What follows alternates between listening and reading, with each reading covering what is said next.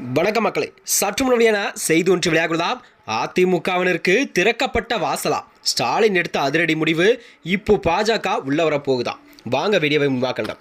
அதாவது விஜய் கட்சி துவங்கிய நாளிலிருந்தே அவருக்கான ஒரு ஆதரவும் ரசிகர் கூட்டம் என்பது தமிழகத்திலே ஒரு மிகப்பெரிய சவாலாக துவங்கப்பட்டதாம். அதாவது விஜய் சில முக்கிய இடங்களில் கூட அரசியல்வாதியாக கோட்டையை விட்டாரா என்றால் ஆம், உண்மைதான். அதற்கு காரணம் என்னவென்றால் அவர்கள் புதியவர்கள், அரசியலுக்கு பழக்கமில்லாதவர்கள், மேலும் அரசியல்மயப்படாத தொண்டர்களை வைத்துதான் அவர்கள் தவறி ஒரு முறை செய்தால்தான் அது தவறு, மீண்டும் மீண்டும் செய்தால் அதை என்ன சொல்வதென்று தெரியவில்லை என்று அரசியல் வியூகங்களாக வகுத்து வருகிறதாம். ஆனால் அவரின் அரசியல் பிரவேசத்தால் 41 உயிர்கள் பலியானது என்ற உண்மை இனி யாராலும் மறுக்க முடியாது. ஆனாலும் கூட மக்கள் விஜய் மீது ஒரு அதிகளவிலான வெறுப்புணர்வை உணரவில்லை என்றுதான் தோன்றுகிறதா.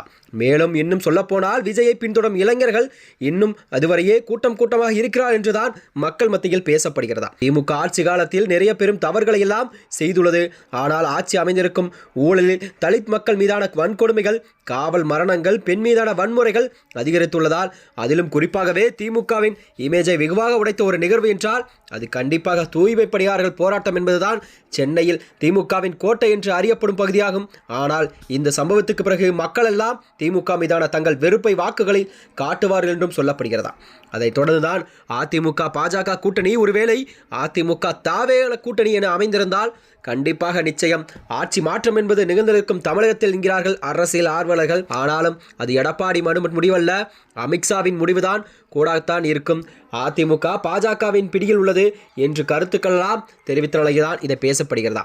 அதாவது என்னதான் அதிமுக திமுக எதிர்ப்பு அரசியலை செய்து வந்தாலும் கூட இரு கட்சிகளும் ஒரு பிரதான கட்சிகளாக மாநிலத்தில் ஒருமை தன்னிருமை நிலைநாட்டிய கட்சிகள் என்பது குறிப்பிடத்தக்கதா.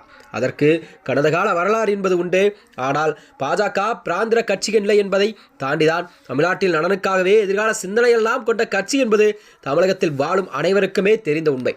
அதனால்தான் கண்டிப்பாக பிரபல தமிழில் வார இதழ் தற்போது ஸ்டாலின் அவர்களிருந்து அந்த கார்னர் போய்விட்டதா. அதிமுகவிலிருந்து யாரேனும் வந்தால் கண்டிப்பாக திமுக அவர்களை சேர்த்து கொள்ள தயாராக உள்ளது என ஸ்டாலின் அவர்கள் முடிவெடுத்து விட்டதாக எழுதியுள்ளதா. இது குறித்து தனியார் அவர்கள் பேட்டியளித்ததில் பத்திரிகையாளரான ஷியாம் அவர்கள் கூறியதாவது, அப்படி செய்திகள் வெளியாவது உண்மைதான். அரசியல் எதிரணியில் ஒரு பிரதான கட்சியை தான் ஏற்றுக்கொள்வார்கள். திராவிட சிந்தார்க்கை எப்பொழுதும் பேசும் கட்சியை தான் திமுக ஏற்கும். ஒருவேளை வருங்காலத்தில் அதிமுகவை கபலீகரம் செய்துவிட்டு பாஜக எதிரினால் அதை ஒருபோதும் திமுக ஏற்காது என்று அவர் கூறியிருந்தார்.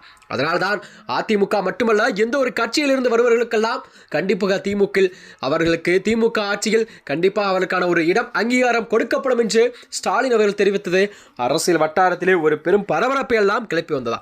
அதனால்தான் அதிமுக தொண்டர்கள்லாம் திமுகவுடன் சேர்ந்து கொள்ள வாய்ப்பு உண்டு என சொல்லாமலே சொல்கிறார்கள். எடப்பாடி அரசியல் என்பது தனது பிடிவாதத்தை சில சமயங்களில் கைவிட வேண்டும் என்று அவர் கூறியிருந்தார். இப்படி போனால் கண்டிப்பாக தமிழகத்தில் அதிமுகவில் உள்ள கூட்டணி கட்சிகள் எல்லாம் உடைந்து சிதறி கண்டிப்பாக வரும் 2020 சட்டமன்றத்தில்தானது அதிமுகவுக்கு ஒரு கேள்விக்குறியாகவே நிலவும் என்பதை மக்கள் காட்டுக என்பது காத்திருக்கும். மேலும் இது போன்ற வீடியோக்களை தெரிந்து கொள்ள நமது சேனலை மறக்காமல் சப்ஸ்கிரைப் செய்து கொள்ளும். நன்றி, வணக்கம்.